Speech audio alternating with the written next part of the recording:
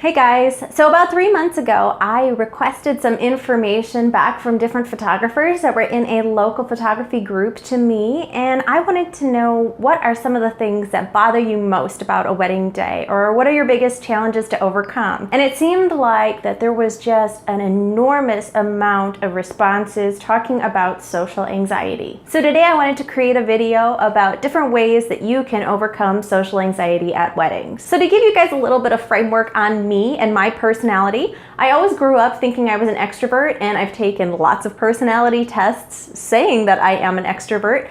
But the older I get and the deeper into business ownership that I get, the more I feel like I'm an introvert, where I guard my tongue more. Maybe because I'm just older, maybe because I have the responsibility of carrying on a business and I don't want to say anything that would mess up my reputation or mess up my business's reputation. So I don't really know what I am anymore, but I can definitely tell you that at a wedding, I do get social anxiety. So I have a list of 7 things for you guys today, so hopefully these will be helpful. Tip number 1 is to introduce yourself before the wedding day. This will help you build rapport with different vendors that are at the wedding. So when you do go up and have to talk to them, you're introducing yourself, but you might be reintroducing yourself. So I will ask my couple for a list of the vendors that are involved in the day: the wedding planner, the DJ, the florist, the baker, anyone that I might encounter throughout the day, maybe even a venue manager or a hotel manager, depending on where that day takes you. But I'll send an email the week before the wedding and I'll introduce myself. Maybe I've already met them before, maybe I haven't, but I will put everybody on a group email and I will be the instigator. I will be the one saying, "Hi, I'm Michelle with Michelle Cox Photography. Looking forward to meeting all of you at Jane and Joe's wedding this weekend." But I just want to keep it light and let everybody know who I am, and hopefully they respond. If they do not though, I'll still have that ability of introducing myself again and maybe having some sort of a rapport with them, so at least we have something to talk about. A second tip for you guys is to attend the wedding walkthrough. So especially in Chicago, this is pretty common. I'm not necessarily sure about where else in the country or in the world that you're photographing weddings, but many times couples will do a walkthrough before the wedding day, maybe about a month before the wedding. And many times there is an invite extended to each of the vendors. So sometimes this can be a basic powwow of saying, hey, this is where the ceremony will be, this is where the reception will be, this is how the room flip is gonna work, this is where the food will be served, those kind of things. Really, honestly, there's no big reason for me as the photographer to attend, but I usually will take the opportunity to attend to introduce myself to the vendors. That's just one extra thing that I don't have to worry about on the wedding day. If I can build a rapport in a lower pressured situation, that is better for me, definitely. So if there is a walkthrough, see if you can get yourself invited to it, or just ask the couple if you can attend. My third tip for you is to plan out your wedding schedule and specifically discuss it with your clients. This gives you the opportunity to be in control with your clients when you don't have an audience. So I feel like some of the struggles that we as photographers have is that we want to be in control of a situation, we want to have it all together, but when we get in the heat of the moment, it is like deer in headlights, crickets.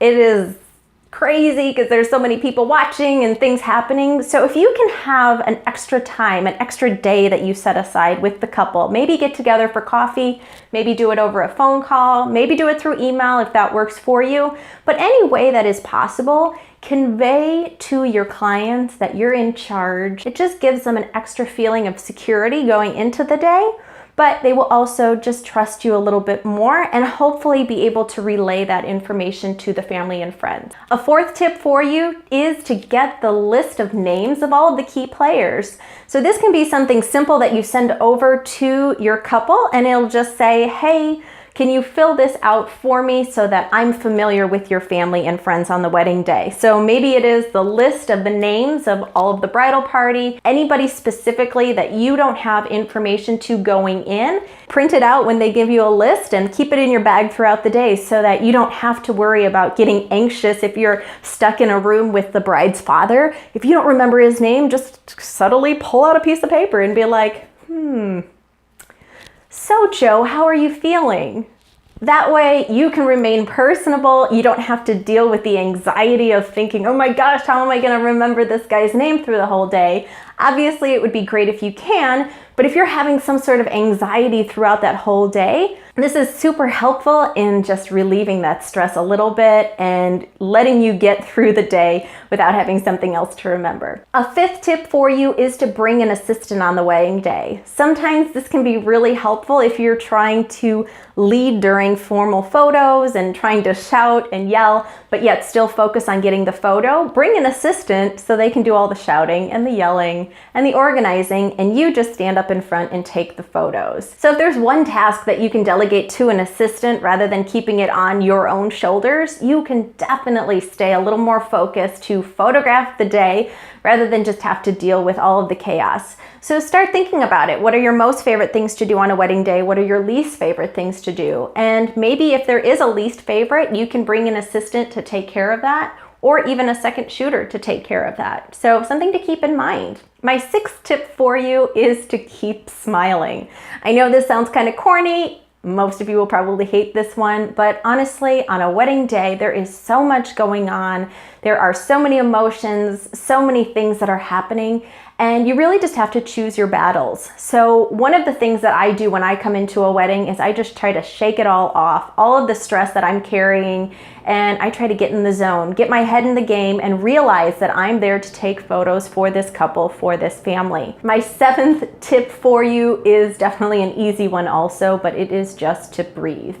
Many times we can work ourselves up into these anxious spurts of energy and just make a bad situation a little bit worse just by not getting in control of ourselves and our mind and our body. So if you keep breathing, there are definitely breathing techniques that help for anxiety, especially social anxiety. Start to learn those, implement those into your daily life so that when you are a part of a really stressful day or just the stress of doing a wedding, you can bring back the familiarity of these breathing techniques and hopefully just feel a little bit better in the moment and get your head back in the game. So I hope some of these tips have been helpful for you guys. Like this video if you enjoyed it and feel free to subscribe. I'll see you guys next time. Bye.